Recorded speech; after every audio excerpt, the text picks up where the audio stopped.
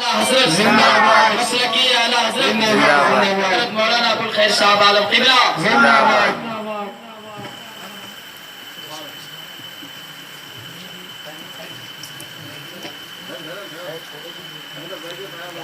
بیٹھ کے بیٹھ کے پاؤں تھک گئے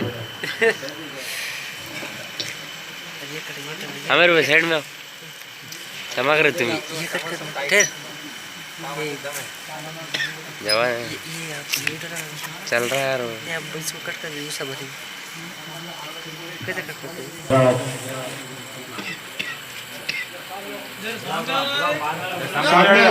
قریب میں سننے میں مزہ آ جائے گا. السلام علیکم ورحمۃ اللہ وبرکاتہ. وعلیکم السلام. وعلیکم السلام ورحمۃ اللہ وبرکاتہ. ایسا لگتا ہے کہ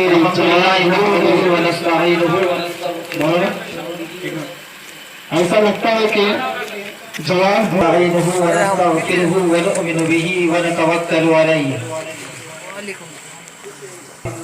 ومن يضلل فلا هادي له ونشهد ان لا اله الا الله وحده لا شريك له ونشهد ان محمدا عبده ورسوله اما بعد فاعوذ بالله من الشيطان الرجيم بسم الله الرحمن الرحيم. اول ما خلق الله نوري آمنت بالله صدق الله العظيم وصدق رسوله النبي الامين المتين المبين الكريم ونحن على ذلك لمن الشاهدين والشاكرين والحمد لله رب العالمين. تمام حمد و ثنا تعریف و توصیف اللہ جل مجدہ الکریم کی ذات بابرکات کے لیے ہے جو خالق کائنات بھی ہے اور مالک شش جہات بھی ہے. اللہ جل وعلا کے حمد و ثنا کے بعد حضور نبی اکرم شفیع امم رسول محتشم نبی مکرم اللہ کے پیارے امت کے سہارے رب کے محبوب دانائے غیوب مالک رکاب امم فخر عرب و عجم والی کون و مکان سیاہ لامکان سید انس و جاں سرور لعلا رفا جناب محمد رسول اللہ صلی اللہ علیہ وسلم کے بارگاہ بیکس پناہ میں درود پاک پڑھے. اللہم صلی علیہ وسلم سیدنا نبینا نبینا حبیبنا مولانا صلی اللہ علیہ وسلم صلی اللہ علیہ وسلم. حضرات محترم، آج کی عظیم الشان جلسہ برام جشن آمد مصطفیٰ و اصلاح معاشرہ کانفرنس میں ہم اور آپ شرکت کی سعادتیں حاصل کر رہے ہیں. ہم اور آپ بہت ہی خوش نصیب ہے کہ نبی پاک کی میلاد کی محفل میں تشریف فرما کر ثواب دارین سے مالا مال ہو رہے ہیں. میں اللہ تعالیٰ کی بارگاہ میں دعا کرتا ہوں مولا تعالیٰ ہم سب کی حاضری کو قبول و منظور فرما. جو لوگ بھی یہاں پہ جو بھی دل کی نیک جائز تمنا لے کر بیٹھے ہیں خدا تعالیٰ ان تمام کے دل کی نیک جائز دعاؤں کو قبول منظور فرما. حضرات محترم، میں نے ابھی حدیث پاک کی تلاوت کی ہے. اللہ کے رسول کا فرمان ہے اول ما خلق اللہ نوری. حضرات محترم، ابھی ہم اور آپ کے سامنے حضرت مولانا وزیر صاحب قبلہ بہترین خطاب کر رہے تھے اور آپ حضرات سماعت فرما رہے تھے. ابھی انہوں نے ایک جملہ کہا کہ حضرت موسیٰ علیہ السلام پہلے تشریف لائے ہیں یا ہمارے آقا پہلے تشریف لائے ہیں. تو آپ لوگوں نے جواب دیا کہ سب سے پہلے حضرت موسیٰ علیہ السلام تشریف لائے ہیں. حضرات محترم، اب میں آپ سے پوچھوں گا، آپ مجھے یہ بتائیے کہ میرے آقا کب پیدا ہوئے؟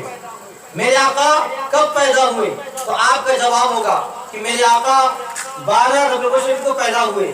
لیکن اب میں آپ کو کچھ ایسی بات بتاؤں گا جو آپ بھی حیران ہو جائیں گے اور سب کے سب حیران ہو جائیں گے کہ آقا کب پیدا ہوئے یہ کسی کو نہیں معلوم ہے. آقا کب پیدا ہوئے یہ کسی کو نہیں معلوم ہے. اس لیے ایک صحابی رسول ہے حضرت جابر بارگاہ رسالت میں حاضر ہوتے ہیں اور عرض کرتے ہیں یا رسول اللہ آپ مجھے بتائیے کہ اللہ تعالیٰ نے سب سے پہلے تمام کائنات سے پہلے کس چیز کو پیدا فرمایا؟ تو میرے آقا فرماتا ہے جابر سنو، اللہ تعالیٰ سب سے پہلے پوری دنیا سے پہلے تمہارے نبی کے نور کو اپنے نور سے پیدا فرماتا ہے.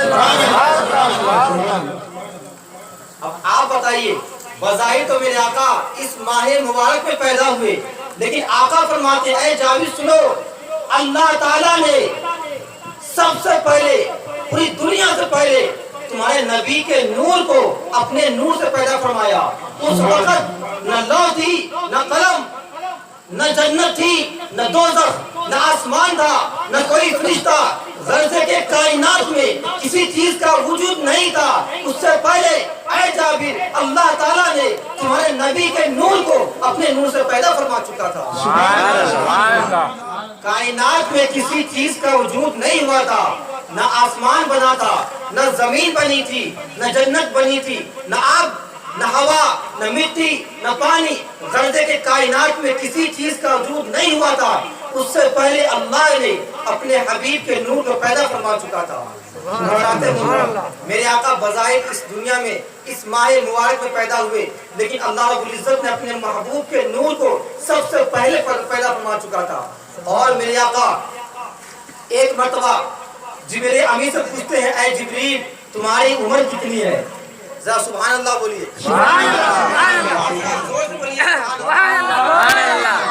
میرے آقا پوچھتے ہیں اے فرشتوں کی سردار جبریل امین یہ بتاؤ تمہاری عمر کتنی ہے؟ سبحان اللہ سبحان اللہ، تمہاری عمر کتنی ہے؟ اور وہ جبریل جو آدم علیہ السلام کو بھی دیکھا، وہ جبرائیل جو نوح علیہ السلام کو بھی دیکھے ہیں، وہ جبرائیل جو تمام انبیاء کرام کو دیکھے ہیں، تو آقا پوچھتے ہیں اے جبریل یہ بتاؤ تم نے نوح کو بھی دیکھا ہے، تم نے آدم کو بھی دیکھا ہے، تم نے ابراہیم کو بھی دیکھا ہے، تم نے تمام انبیاء کرام کو دیکھا ہے، لیکن تم نے مجھے یہ بتاؤ کہ تمہاری عمر کتنی ہے؟ تمہاری عمر کتنی ہے؟ تمہارا ایج کتنا ہے؟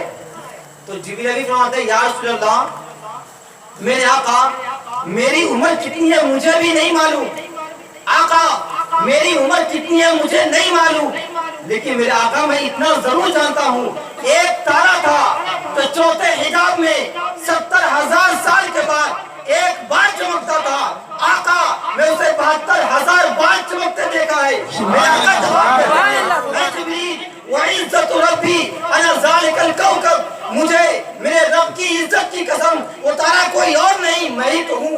سبحان اللہ سبحان اللہ تارا کوئی دوسرا نہیں۔ تکبیر رسالت رسالت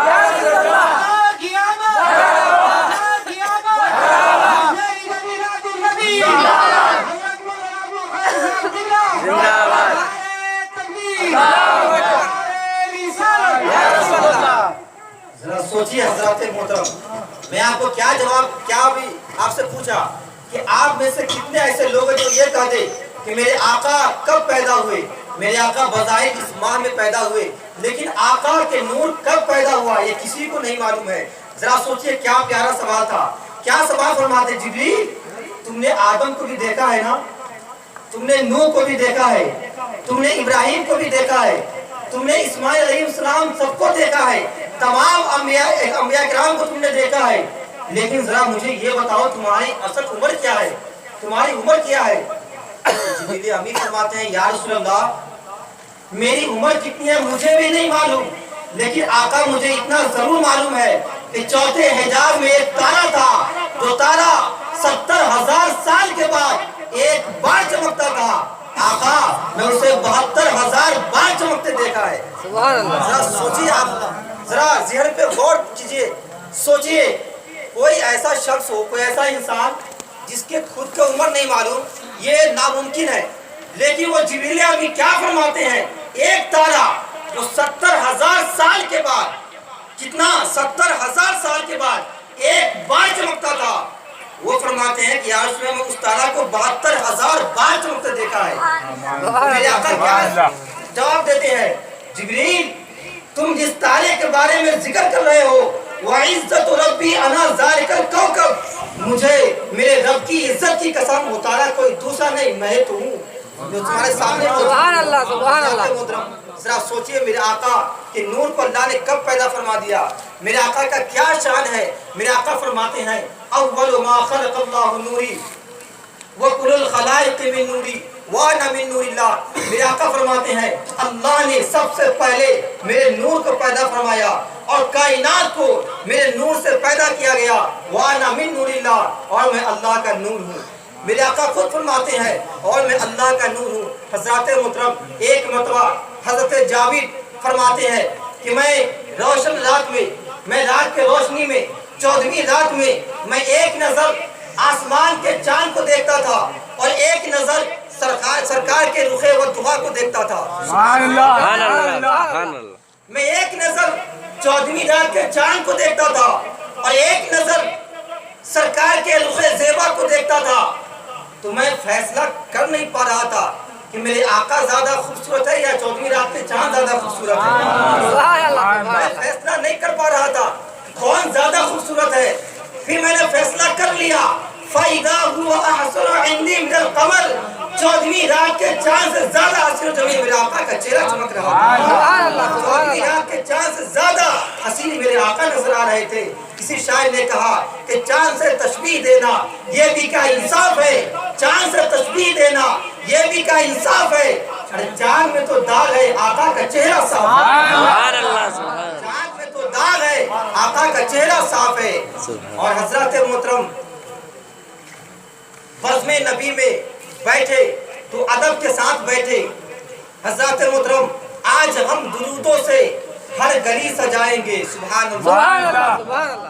آج ہم درودوں سے ہر گلی سجائیں گے، اللہ جانے پیارے آقا کس گلی سے آئیں گے، سبحان اللہ۔ اللہ جانے پیارے آقا کس گلی سے آئیں گے، اور گھر سے جانب طیبہ ہوگا جب سفر اپنا، سبحان اللہ۔ گھر سے جانب طیبہ ہوگا جب سفر اپنا، تو عید سے کہیں زیادہ ہم خوشی منائیں گے، عید سے کہیں زیادہ ہم خوشی منائیں گے۔ اور بزم رحمت میں آقا کی بات ہوتی ہے، سبحان اللہ۔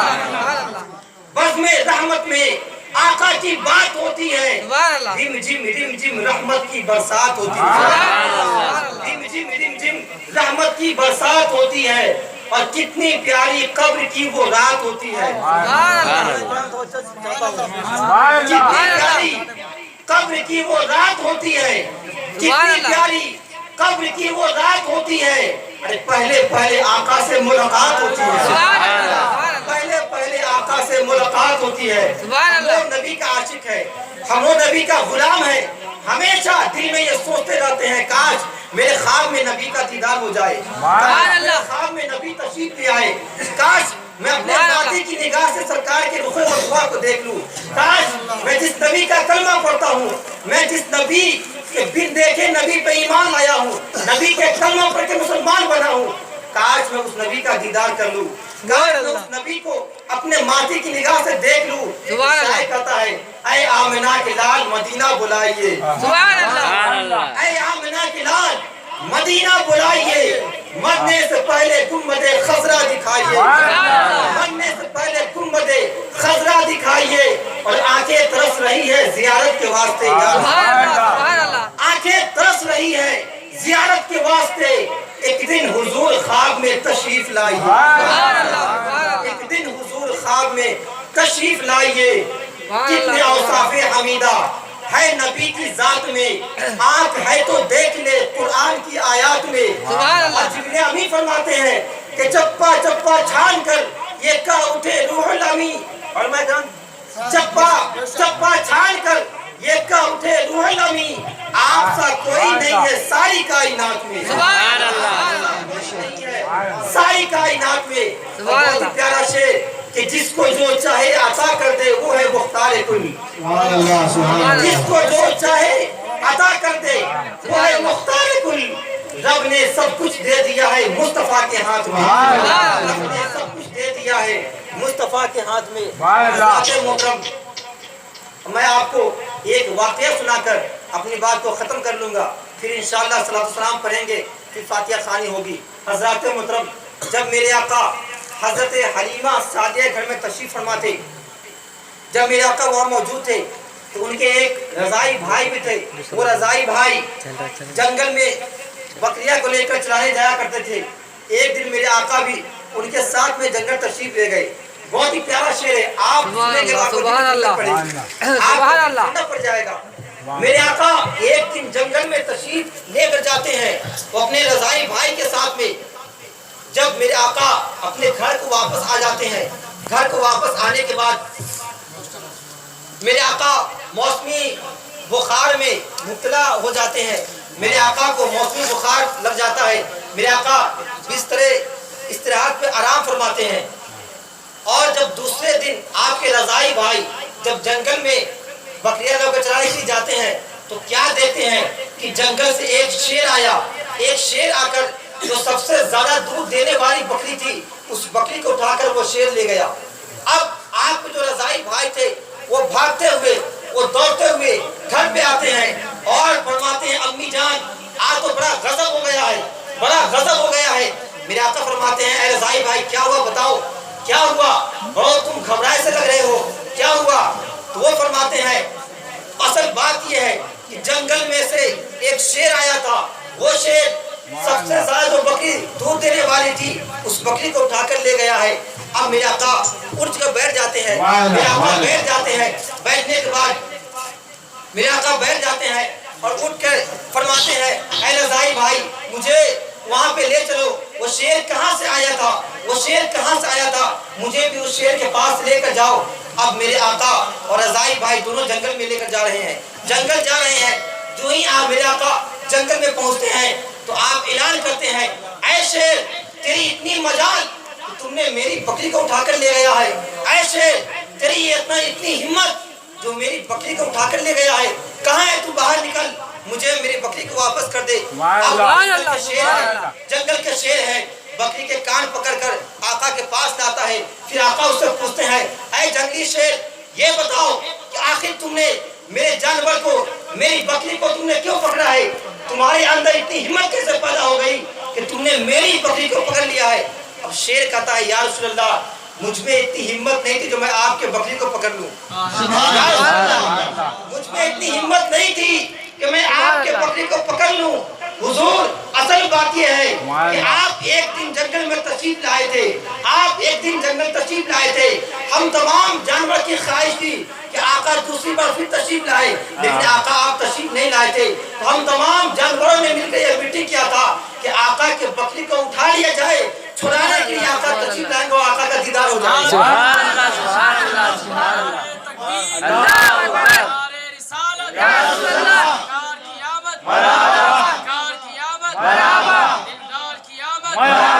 دلدار کی آمد میلاد النبی زندہ باد زندہ باد مولانا عبدالخیر صاحب قبلہ زندہ باد علماء اہل سنت زندہ باد۔ حضرات محترم ذرا سوچئے جانور نبی سے کتنا پیار کرتا ہے، سبحان اللہ، سبحان اللہ۔ ہم لوگ انسان ہیں اور سب سے خوشی کی بات یہ ہے کہ ہم لوگ مسلمان ہیں، اور زیادہ خوشی کی بات یہ ہے کہ ہم لوگ سنی ٹراٹر مسلمان ہیں۔ ایک شخص امام زین العابدین کی بارگاہ میں آیا اور عرض کرتا یا حضور آپ مجھے بتائیے کہ اہل سنت کی پہچان کیا ہے، اہل حق کی پہچان کیا ہے؟ کس سے پوچھتا ہے؟ امام زین العابدین سے پوچھتا ہے آپ مجھے یہ بتائیے کہ اہل حق کی پہچان کیا ہے؟ تو آپ فرماتے ہیں جو اہل سنت ہوگا وہی اہل حق ہوگا، جو اہل سنت ہوگا وہی اہل حق ہوگا۔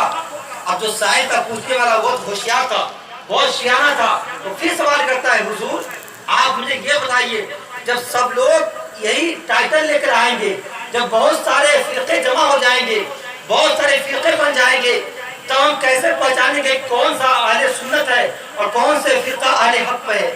میں کیسے پہچانوں گا؟ تو قربان جائیے آپ فرماتے ہیں جو نبی پہ کثرت سے درود پڑھنے والا ہوگا وہی اہل حق کی پہچان ہوگا، سبحان اللہ سبحان اللہ۔ جو نبی پہ کثرت سے درود پاک پڑھے گا وہی اہل حق کی پہچان ہوگا۔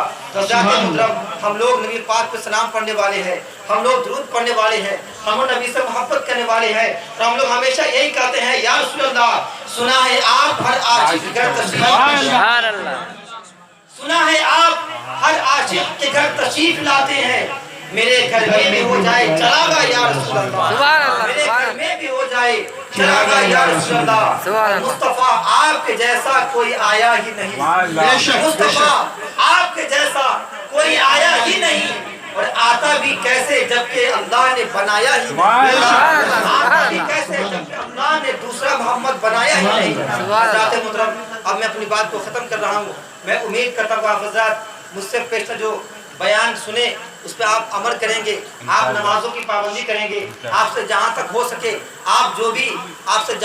سکے جو بھی آپ کو ٹائم ملے گا تو میں امید کرتا ہوں کہ آپ ان اوقاتوں میں نمازوں کی پابندی کریں گے. میں ایک کتاب کا مطالعہ کر رہا تھا, اس کتاب میں نے ایک روایت پڑھی, اس میں یہ لکھا ہوا تھا اگر تمہارے سامنے کوئی بے نمازی آ جائے, اگر تمہارے سامنے کوئی بے نمازی آ جائے اور کوئی کتا آ جائے, ذرا غور سے سنیے, تمہارے سامنے کوئی بے نمازی آ جائے, کوئی کتا آ جائے, تو پہلے کتے کے چہرے کو دیکھو, اس لیے کہ خدا تعالیٰ کی بارگاہ میں بے نمازی کا چہرہ اس کتا سے بدتر ہو جاتا ہے. ذرا سوچئے مسلمانوں, کیا روایت میں لکھا تھا کہ اللہ تعالیٰ کی بارگاہ میں جو نماز نہیں پڑھتا ہے اس کا چہرہ اس کتے سے بھی بدتر ہے. آپ ذرا سوچئے, آپ مسلمان ہیں, تمام صحابہ کرام جو مشہور صحابہ کرام ہیں, حضرت ابوبکر صدیق, عمر فاروق, مولا علی, عثمان غنی اور دیگر صحابہ کرام کے نزدیک جو جان بوجھ کر نماز نہیں پڑھتا ہے وہ کافر ہی ہے ڈائریکٹ. اور میرے امام فرماتے ہیں وہ کافر نہیں ہے بلکہ کفر کی حد تک پہنچ گیا ہے. لیکن بعض صحابہ کے نزدیک جو جان بوجھ کر نماز نہیں پڑھتا ہے وہ کافر ہی ہو جاتا ہے. تو مسلمانوں, صحابہ فرماتے ہیں اگر ہم لوگ منافق کون ہے اور مسلمان کون ہے ان میں فرق پیدا کرنے والے ہوتے تھے, ہم لوگ نماز کو دیکھتے ہیں, اگر جو شخص نماز پڑھتا ہے تو ہم سمجھ جاتے تھے یہ مسلمان ہے, جو نماز نہیں پڑھتا تھا ہم سمجھ جاتے تھے کہ یہ پکا منافق ہے. تو مسلمانوں, آپ نمازوں کی پابندی کیجئے. آپ میلاد النبی کے موقع سے محافل میں آتے رہتے ہیں, بیٹھتے رہتے ہیں, علماء کرام سے واعظ و نصیحت سنتے رہتے ہیں, لیکن آپ عمل نہیں کرتے اور عمل کرنے کی کوشش بھی نہیں کرتے ہیں. تو آپ حضرات محترم عمل بھی کیجئے, اور جو آپ کے دوست و احباب ہیں, آپ کو اعزاء اقربا ہے, ان تمام کو آپ مسجد میں لائیے, آپ خود آئیے اور اپنے بال بچوں کو بھی, اپنے خاندان والوں کو بھی, اپنے گھر والے کو بھی نمازی بنائیے. اگر آپ نماز پڑھیں گے آپ کے چہرے سے نور ٹپکے گا, آپ نماز پڑھیں گے آپ کے رزق میں برکت ہوگا, آپ نماز پڑھیں گے آپ کی عمر میں برکت ہوگی, آپ نماز پڑھیں گے آپ کو خدا رزق وہاں سے دے گا جہاں سے آپ کو تصور بھی نہیں ہوگا مجھے رزق کہاں سے مل رہا ہے. تو آپ نمازوں کی پابندی کیجئے, جو بھی برائیاں ہیں آپ برائیوں سے توبہ کیجئے. میں نے ایک کتاب میں پڑھ رہا تھا, جب کوئی نوجوان خدا کے خوف سے توبہ کرتا ہے, کوئی نوجوان خدا کے خوف سے توبہ کرتا ہے, تو میں نے پڑھا کتاب میں, جب وہ توبہ کر لیتا ہے تو خدائے پاک خوش ہو کر اس محلے کے قبرستان سے 70 دن کے عذاب کو اٹھا لیتا ہے. سبحان اللہ, سبحان اللہ. سوچئے ذرا, نوجوان خدا کے خوف سے توبہ کرتا ہے تو اللہ تعالیٰ خوش ہو کر اس قبرستان سے جس پہ عذاب ہو رہا ہے اس مردے سے 70 دن کے عذاب کو اٹھا لیتا ہے. ذرا سوچئے کتنا بڑا مقام و مرتبہ ہے توبہ استغفار کرنے والے کا. تو آپ سے میں امید کرتا ہوں کہ آپ جو اس جلسہ کو منعقد کیے ہیں, آج سے آپ یہ پیغام لے کر جائیں اس جلسے سے کہ میں ہمیشہ نمازوں کی پابندی کرتا رہوں گا, میں ہمیشہ سچ بولوں گا, میں جھوٹ سے بچتا رہوں گا. استغفر اللہ ربی من کل ذنب واتوب الیہ, اشہد ان لا الہ الا اللہ واشہد ان محمدا عبدہ ورسولہ وما علینا الا البلاغ المبین. السلام علیکم.